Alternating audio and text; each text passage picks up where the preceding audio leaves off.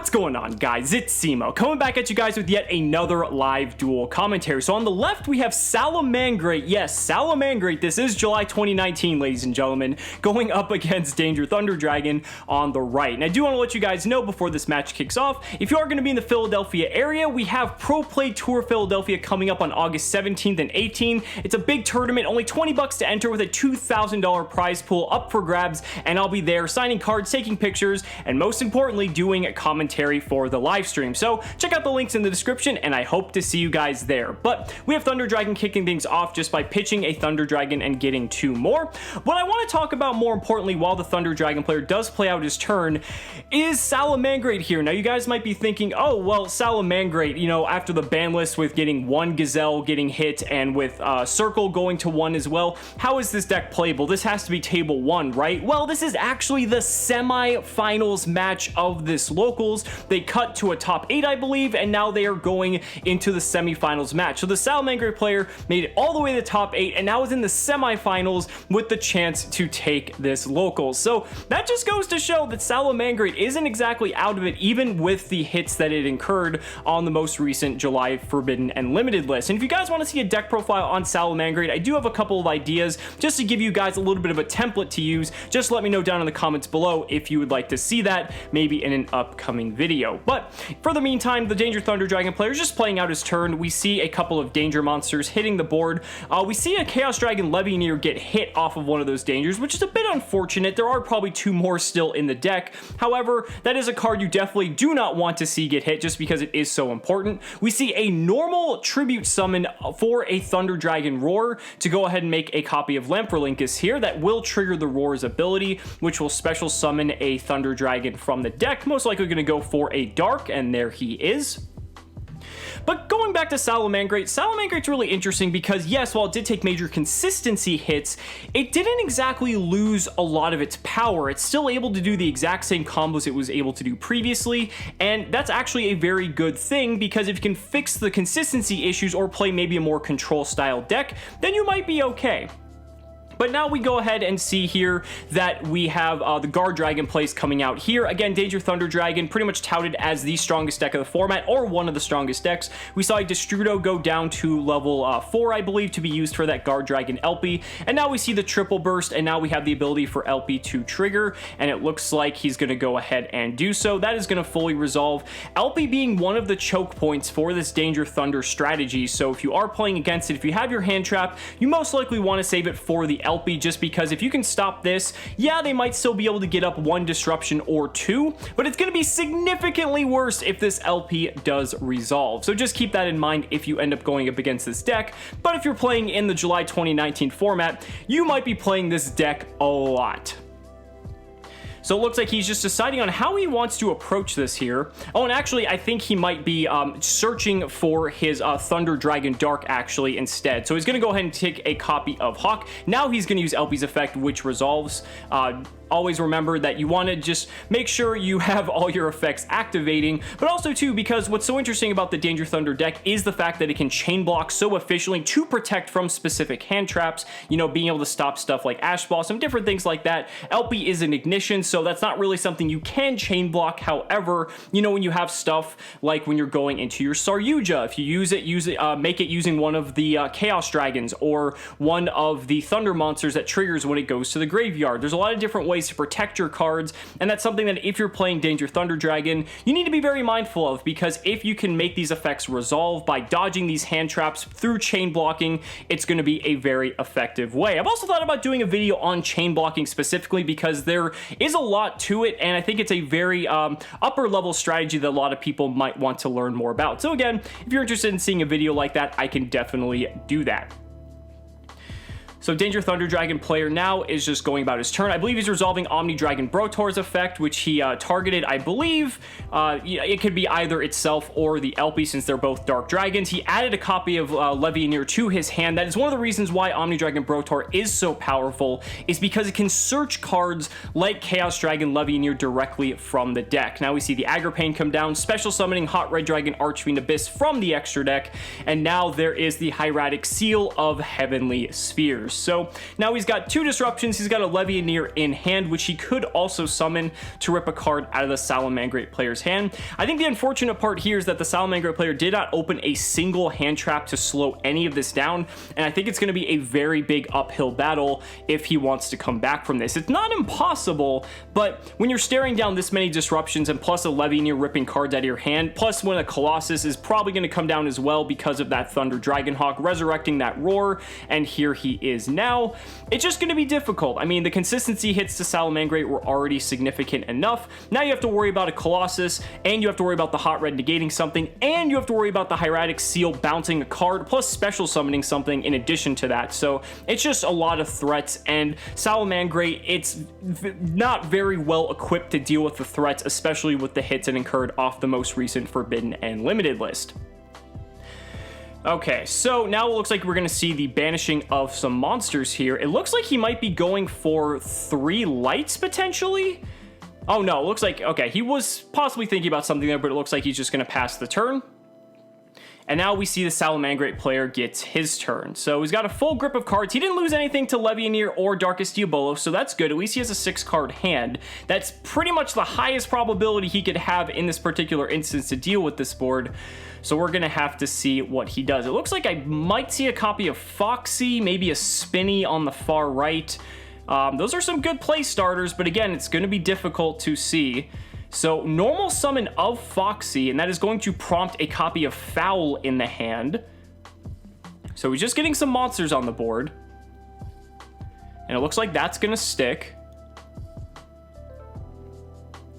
So he's gotten this far. It looks like the Salamangreat player just wants to check the graveyard to see how much he just has to deal with.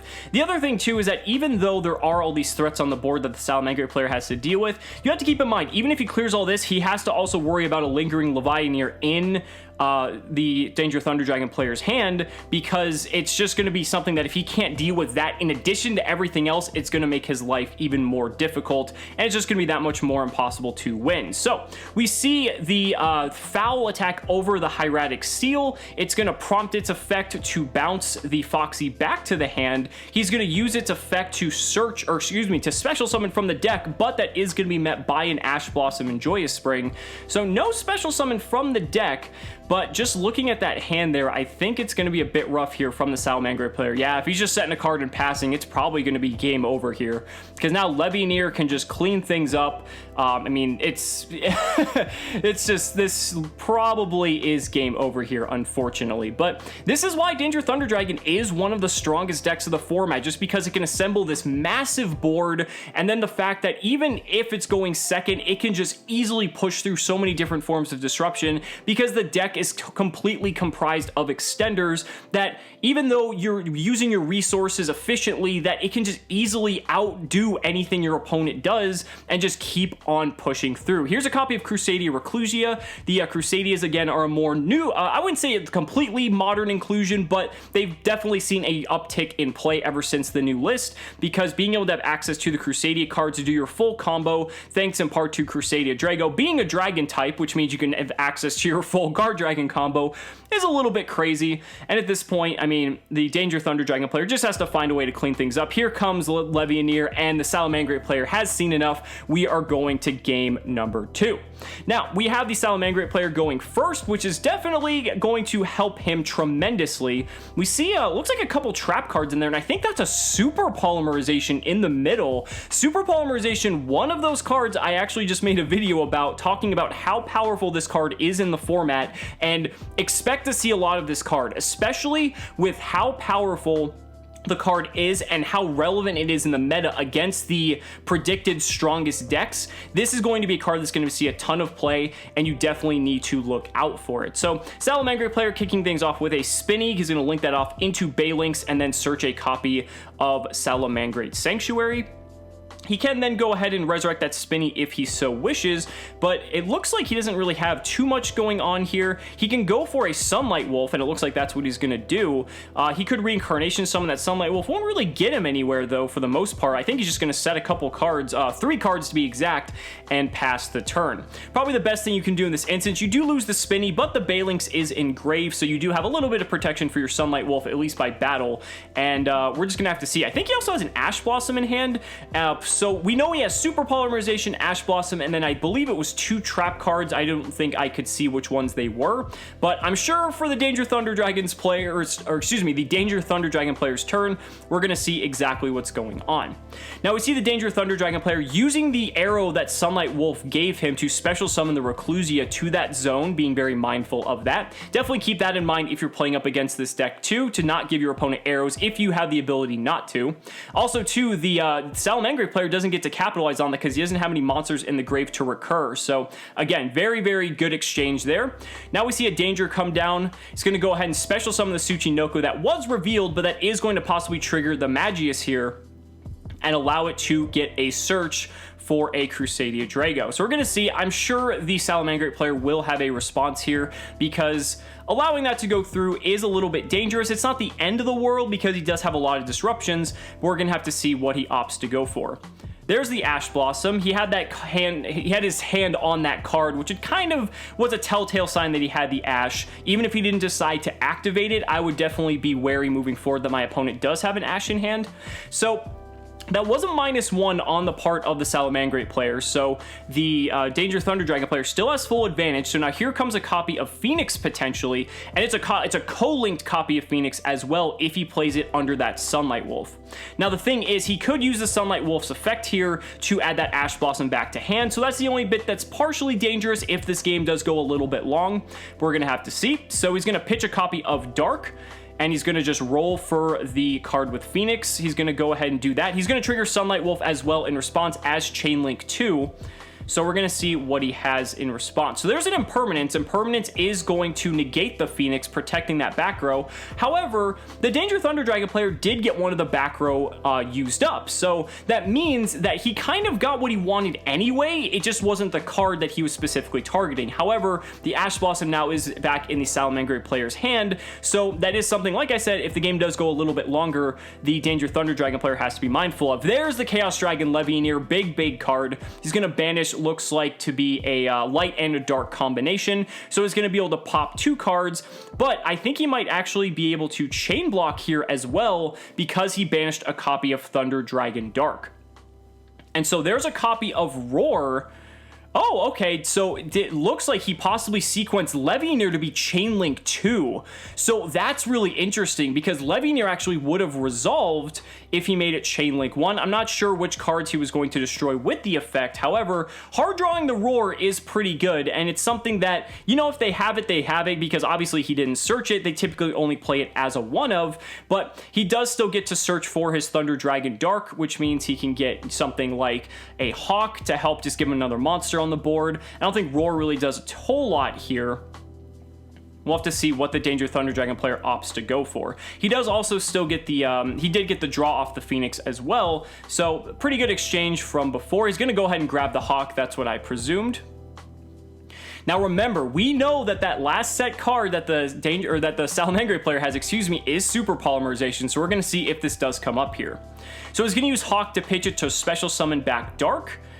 And now it looks like we're going to see here, it looked like he was thinking about going into a Colossus. He does still have his extra monster zone open.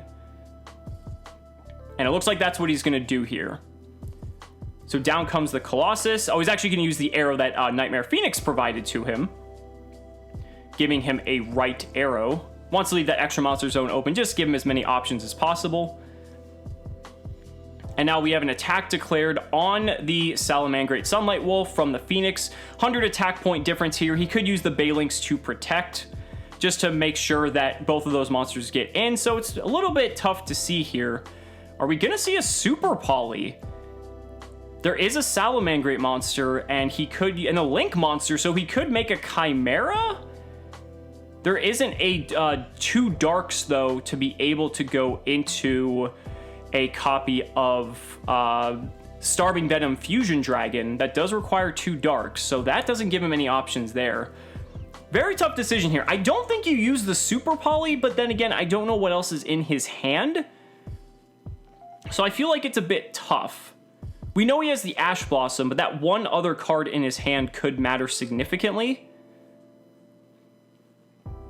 If he can get himself to a Salamangreat monster, then he could go into a Violet Chimera play with the Super Poly. But again, it's very tough. That Sunlight Wolf's going to die one way or the other here, because Banlist isn't going to be able to protect it permanently. So, I mean, the thing is, does he want to use the Banlist, I think, is just what he's deciding at this point. Looking through his extra deck to consider his options.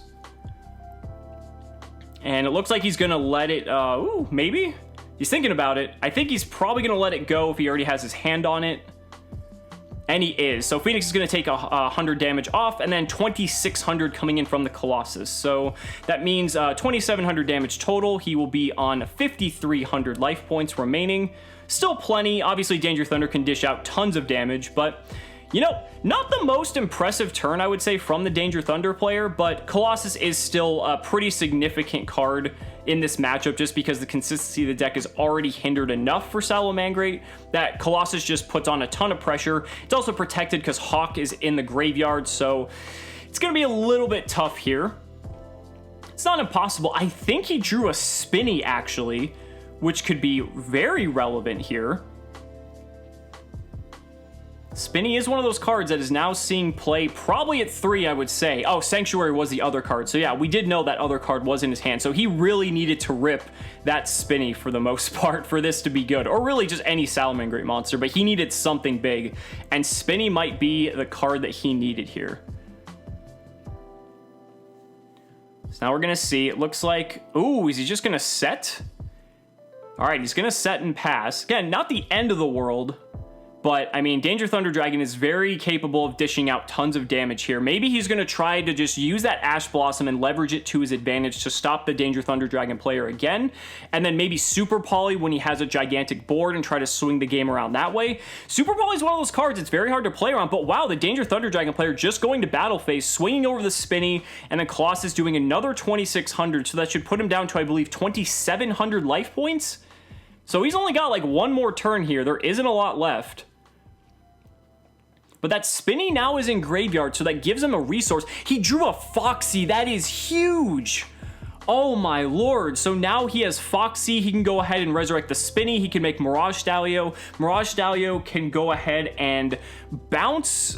He can bounce the Colossus. He's going to get Gazelle with the Mirage Stallion. Now he just has everything. This is going to be very, very significant here. All right, so it looks like he's contemplating what to send off Gazelle. I think Jack Jaguar is the call because we know he has the Super Poly. At this point, I think you just go to try to kill your opponent with Violet Chimera if you can. You definitely have ways. I think you can access a card like Heat Leo to modify the attack value of one of the Danger Thunder Dragon player's monsters. And then if you can follow that up with something like Super Poly, that should be game. But we'll just have to see. So he's going to send Jack Jaguar. Again, I don't think sending any of the traps are going to matter here. He already has Roar and Grave anyway, so that just doesn't seem efficient. But Jack Jaguar definitely giving him more resources to work with. Now he's going to go for the Sunlight Wolf, and then that will trigger the Mirage Stallion's effect to bounce one of the cards back.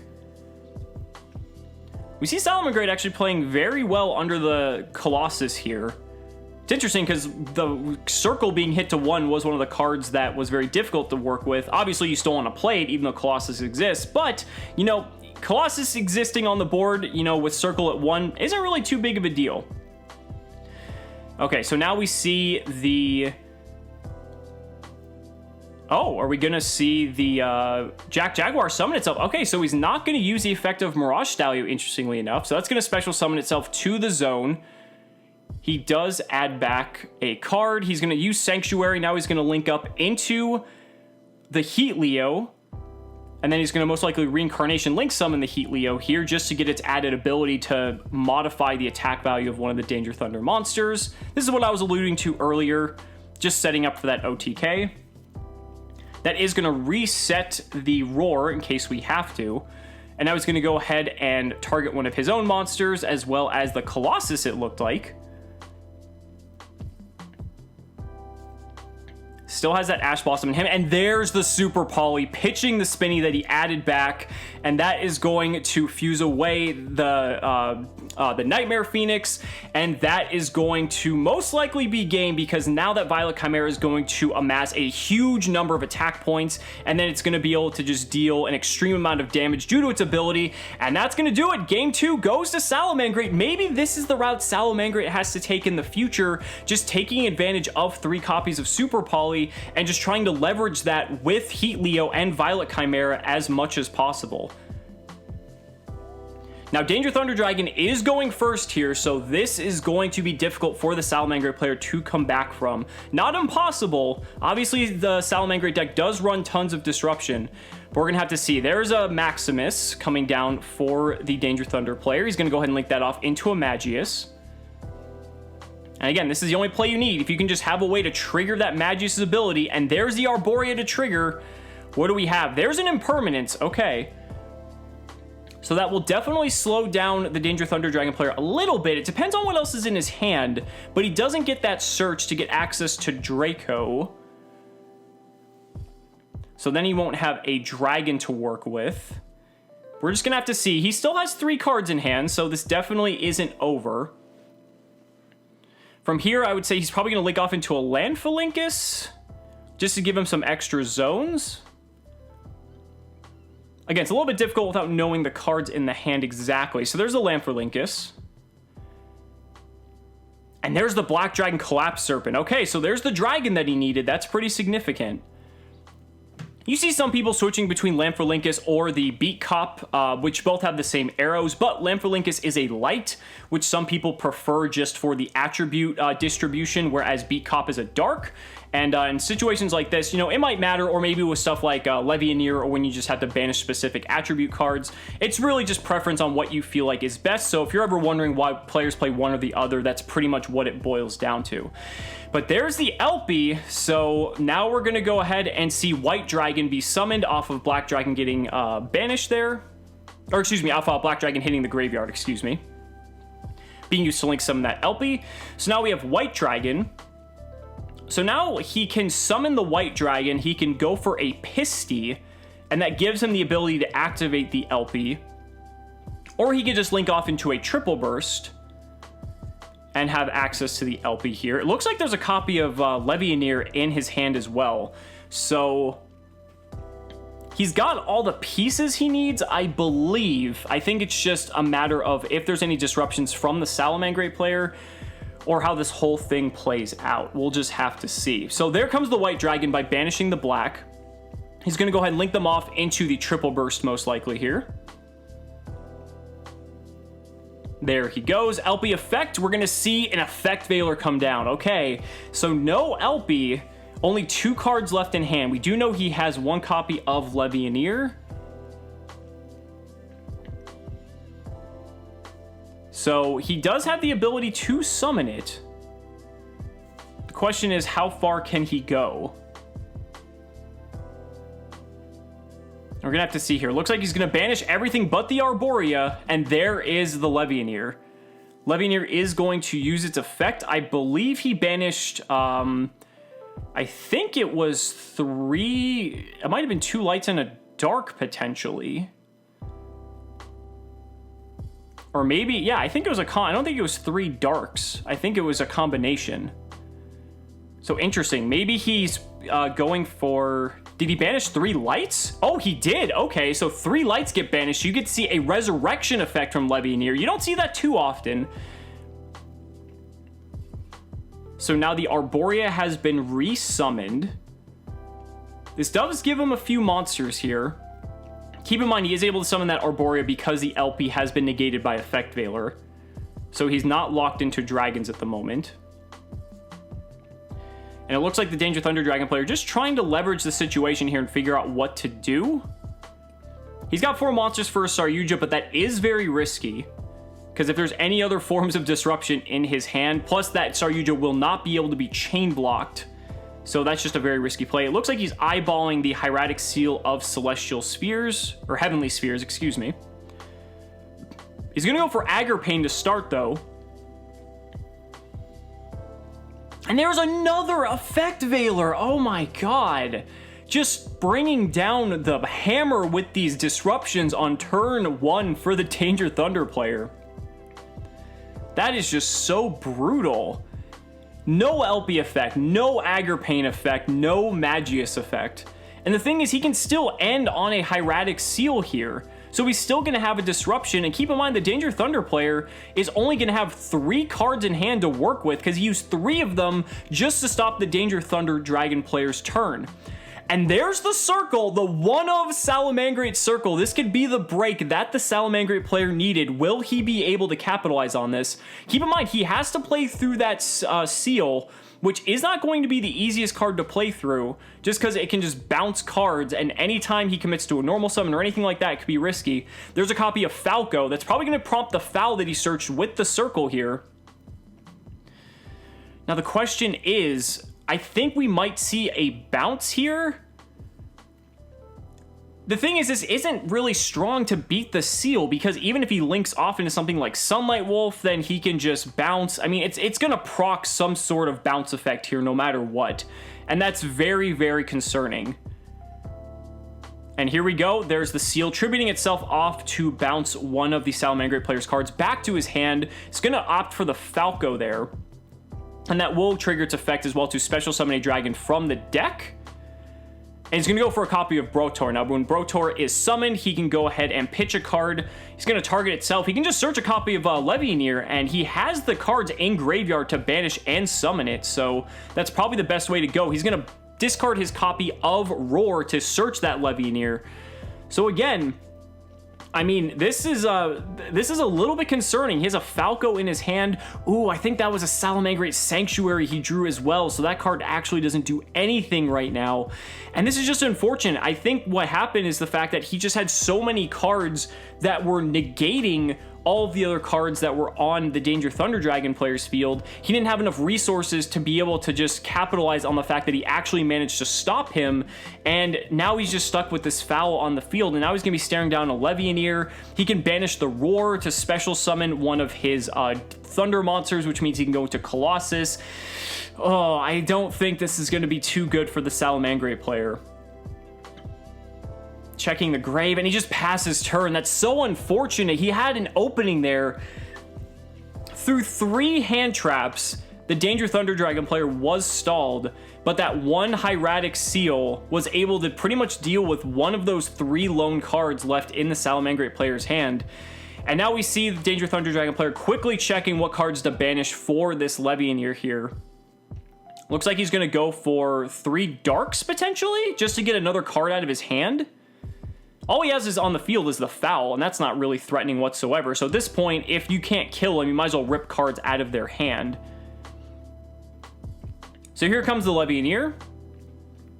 Looks like he's going to use the effect to rip a card out of his hand. He's going to shuffle it back into the deck. So he's going to shuffle the one closest to the foul. And now he gets to trigger the effect of the Thunder Dragon Roar that will allow him to special summon Dark. He can immediately, well, actually, he needs to discard a Thunder first to be able to go into Colossus, which I'm not sure if he has. However, he can just use that as link fodder. Remember, Levianeer can't attack this turn. It uses its effect, so he's going to have to do something with that card eventually. All right, so there's a Savage Dragon. That's right. Crusadia Arborea is a tuner that is level 3, and Dragon Dark being a level 5, he's able to assemble Savage Dragon. That will trigger Dark as well to get a copy of a Hawk potentially, and then he can pitch the Hawk to resurrect the Dark and then make a Colossus. Oh, actually, no, he can't because his extra monster zone is clogged. However, it looks like he's able to equip the Borreload Savage Dragon first before he does anything with the Dark. But that will give it a Boral counter, which means he will be able to negate at least one other card. And again, things are just looking so grim for the Salamangreat player here, because now that he has a negation up, it's going to be very difficult for him to recover here. So now it looks like he's searching for Dark. Most likely going to grab a copy of Hawk, as I said. He's already used Roar, so that doesn't really do anything. He could get a vanilla Thunder Dragon, I suppose, as well. He also has a... there also might be a reason to grab Thunder Dragon Duo, potentially. Yes, that's what I just realized. So he grabs that, special summons the Duo, and he's going to... just deciding on his zones here. So he's going to banish that Levianeer and... couldn't tell what that other card was that he did banish there. But now he just goes ahead, attacks with the Duo. He's going to use Duo's effect. And this is, like I said, this might just be all done here, because now he just has the ability to just attack with his Borreload Savage Dragon. Again, it's not going to kill him, but the Salamangreat player has to play through a negation. He also has that Hawk in his hand to recur that Dark. It's going to be very, very rough. Thunder Dragon do a very underutilized card in this deck, but, you know, there are instances like this where Duo can actually be very, very strong in generating you advantage. And he's just going to pass the turn. And it's going to take a very, very sick draw from the Salamangreat player here if he wants to do anything to come back from this. Oh, it looks like his Falco is the one that got shuffled away. He drew into a Lady Debug, which is just going to get negated by the Borreload Savage Dragon. And that might be it. The Danger Thunder Dragon player takes it. Guys, thank you so much for watching the video, and we'll see you next time.